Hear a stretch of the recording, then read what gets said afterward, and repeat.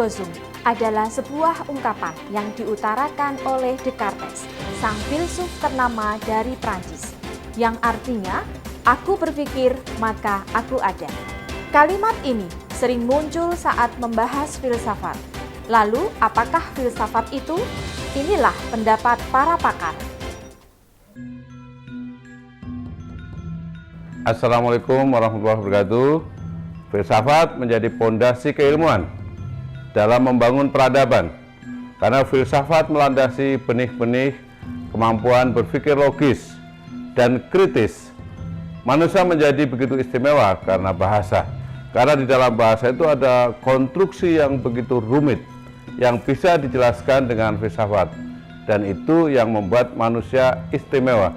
Assalamualaikum warahmatullahi wabarakatuh. Saat ini, perhatian terhadap filsafat nampak makin besar. Keberadaan filsafat nampak dalam kehidupan sehari-hari. Filsafat telah melahirkan dan menelurkan berbagai macam perkembangan di dalam ilmu, pengetahuan, teknologi, dan seni. Kali ini kita akan membahas filsuf perempuan ternama yang berjudul Dari Semenalisis Sampai Tubuh Maternal, Mengenal Julia Kristeva. Dari biodata, nama Julia Kristeva, tempat tanggal lahir, Bulgaria, 24 Juni 1941. Kristeva seorang teoretikus ahli linguistik, kritikus sastra, novelis, dan filsuf yang berdarah Bulgaria. Ia menggunakan teori Marxis dan formalisme Rusia bersama dengan strukturalisme dan psikoanalisis untuk menciptakan pendekatan yang eklektik terhadap pertanyaan-pertanyaan seputar subjektivitas. Beberapa karyanya mengambil tema tentang filsafat feminis, estetika, studi kebudayaan, dan psikoanalisis. Karya Kristeva yang paling menunjukkan sistematika pemikiran filsafatnya adalah La Révolution du langage politique. Selanjutnya, perjalanan hidup Kristeva. Tahun 1965, Kristeva bergabung dengan Telquel Group yang didirikan oleh Philippe Sollers. Ia menjadi anggota aktif di grup tersebut dan berfokus pada politik yang ada di dalam bahasa, bahwa ide tentang sejarah adalah sebagai objek interpretasi dan hasil tulisannya adalah sebuah produk politisasi, bukan sebuah produk yang objektif. Artikel-artikel Kristeva mulai muncul di jurnal kritik pada tahun 1967. Penelitiannya dalam bidang linguistik menjadi cikal bakal terbitnya buku-buku Kristeva yang semuanya dalam bahasa Prancis. Publikasi tulisannya ini membuat Kristeva menerima penghargaan di bidang linguistik di University of Paris dan menjadi tamu di Columbia University, New York. Kristeva menjadi profesor emeritus di Universitas Paris 7 Diderot dan memegang gelar kehormatan dari universitas di seluruh dunia. Konsep pemikiran Kristeva yang pertama, dalam bukunya Polilog tahun 1977, Kristeva menganalisis berbagai praktik penandaan seperti bahasa, wacana, sastra dan lukisan, dan meneliti pendekatan yang diambil untuk mereka dalam berbagai disiplin ilmu yang telah memetakan arah simbolisitas, linguistik, semiotik, epistemologi, dan psikoanalitis. Tujuannya adalah untuk mengungkapkan dinamisme yang melekat pada setiap proses penandaan. Kristeva menawarkan semanalisis sebagai cara untuk mengungkapkan pergerakan dari proses penandaan dalam teks. Melalui intertekstualitas, istilah lain yang diilhami oleh Bakhtin, dia mengusulkan untuk menjelaskan bagaimana teks-teks yang berbeda melintasi dalam sebuah teks, dan bagaimana wacana yang bersaing memunculkan dan memodifikasi satu teks. Semanalisis adalah pendekatan terhadap bahasa sebagai suatu proses penandaan yang heterogen, dan terletak pada subjek-subjek yang berbicara dan mengkaji strategi-strategi bahasa yang khas, serta analisis terhadap bahasa sebagai wacana yang spesifik, bukan sebagai sistem yang berlaku umum. Karena sistem mendekati dan memahami makna secara kontekstual, karena pengkajian teks beserta dengan konteksnya masing-masing adalah sama pentingnya. Dalam hal ini, maka Kristeva memunculkan istilah genoteks dan fenoteks. Genoteks adalah teks yang mempunyai kemungkinan tak terbatas, yang menjadi substruktur bagi teks-teks aktual, juga dapat dianggap sebagai suatu sarana yang melahirkan seluruh evaluasi historis bahasa dan aneka praktik penandaan, sebelum tertimbun dan tenggelam di dalam fenoteks. Fenoteks adalah tataran tempat kita biasa membaca saat kita mencari makna baru.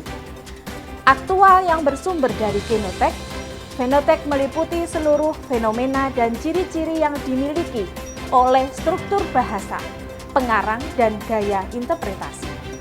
Fenoteks dan genoteks tidak bisa berdiri sendiri-sendiri.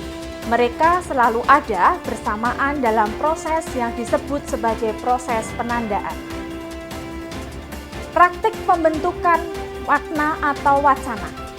Signifikasi, yaitu makna yang dilembagakan dan dikontrol secara sosial. Tanda di sini berfungsi sebagai referensi dari konvensi dan kode-kode sosial yang ada dan berhubungan dengan ritme, nada, dan dimensi gerak dari praktik-praktik penandaan tanpa simbolik signifikasi tinggal ikoan belakang. Significance yaitu proses penciptaan yang tanpa batas dan tak terbatas. Pelepasan rangsangan-rangsangan dalam diri manusia melalui ungkapan bahasa. Ia merupakan sebuah perjalanan menuju batas-batas terjauh dari subjek, batas-batas terjauh dari konvensi moral, tabu, dan kesepakatan sosial dalam suatu masyarakat. Pemikiran yang kedua adalah intertekstualitas. Istilah intertekstualitas pada umumnya dipahami sebagai hubungan suatu teks dengan teks yang lain. Kristeva berpendapat bahwa setiap teks terjalin dari kutipan, peresapan, dan transformasi dari teks-teks lain. Sewaktu pengarang menulis akan mengambil komponen-komponen teks yang lain sebagai bahan dasar untuk penciptaan karyanya. Semua disusun dan diberi warna dengan penyesuaian, dan jika perlu mungkin ditambah supaya menjadi sebuah karya yang utuh. Pengarang adalah pembaca teks sebelum menulis teks. Proses penulisan karya oleh seorang pengarang tidak bisa dihindarkan dari berbagai jenis rujukan, kutipan, dan pengaruh dari teks yang lain. Sebuah teks tersedia hanya melalui proses pembacaan. Kemungkinan adanya penerimaan atau pertentangan terletak pada pengarang melalui proses pembacaan. Kaidah intertekstualitas, hakikat sebuah teks adalah persilangan berbagai teks. Interteks menganalisis sebuah karya itu berdasarkan aspek yang menyusun karya tersebut, yaitu unsur-unsur struktur seperti tema, plot, watak, dan bahasa, serta unsur-unsur struktur seperti unsur sejarah, budaya, agama yang menjadi bagian dari komposisi teks. Kajian interteks tidak hanya bertumpu pada teks yang dibaca, tetapi meneliti teks-teks lainnya untuk melihat yang meresap ke dalam teks yang ditulis atau dibaca atau dikaji. Yang dipentingkan dalam interteks adalah menghargai pengambilan, kehadiran, dan masuknya unsur-unsur lain ke dalam sebuah karya. Pemikiran Kristeva yang lain adalah tentang tubuh maternal. Tubuh maternal secara fisik biologis berfungsi sebagai reproduksi. Tubuh maternal saat ia sedang menjadi seorang simbol perkembangan manusia. Ada kaitannya dengan identitas yang akan dipilih anaknya sejak dalam kandungan hingga setelah ia keluar dari rahim ibunya. Hal ini ada pada fase kora, pada semiotik, pada usia bayi 0 sampai 6 bulan, fase manusia yang melekat pada tubuh maternal. Ia diberi nutrisi, ASI dan lain-lain yang diperluas Kristeva sebagai optimalisasi cinta mengasuh dan memberi ilmu pengetahuan. Disinilah semiotik, bukan simbolik, berperan dalam pembentukan subjek atau bayi manusia. Yang kedua ada fase abjeksi atau simbolik. Dorongan kesenangan primer yang diasosiasikan dengan tubuh ibu dapat menghambat anak dalam memasuki kehidupan sosial, sehingga hal ini harus ditekan. Untuk itu, perlu penolakan terhadap ibu. Abjeksi berarti mengobjekkan seseorang menjadi sesuatu yang menjijikkan. Selama tahap ini, bayi mulai membuat pemisahan antara dirinya sendiri dan ibu. Hal ini menciptakan batas-batas antara diri dan orang lain yang harus dialami sebelum masuk ke dalam bahasa. Anak laki-laki memisahkan diri dari ibu agar mampu mengambil identitas maskulinnya. Anak perempuan tidak mungkin memisahkan diri, tetapi mencoba melupakannya, menganggap tubuh ibunya tidak lagi mampu memberikan gizi untuknya, sehingga harus dilupakan. Fase abjeksi yang salah dalam masyarakat patriarki sering menjadi sumber munculnya diskriminasi dan penindasan terhadap perempuan. Hal inilah yang memunculkan pemikiran Kristeva dalam feminisme. Tahapan feminisme yang dikembangkan oleh Kristeva adalah feminisme liberal, mengingatkan kesetaraan di segala hal, memperjuangkan hak pilih, persamaan upah, dan pembedaan jenis kelamin. Cita-citanya adalah andragini, pencampuran antara feminisme dan maskulin. Tahap yang kedua yaitu feminisme radikal, menginginkan membangun masyarakat perempuan sebagai tandingan masyarakat patriarki. Perempuan harus merebut kembali kuasa atas tubuh mereka sendiri. Jalan yang diambil adalah feminis lesbian. Yang ketiga, tahap feminis ada feminisme modern. Menyadari keragaman latar budaya dan ras, tidak mengutamakan identitas tertentu, mendorong eksistensi yang paralel, menggabungkan pendekatan feminisme sebelumnya, memungkinkan perbedaan individual tetap ada tanpa menjadi kehilangan kefeminisannya.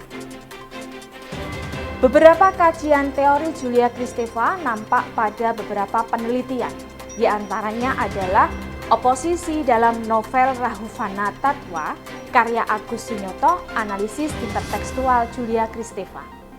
Selanjutnya ada teori intertekstualitas Julia Kristeva dalam kajian Al-Quran.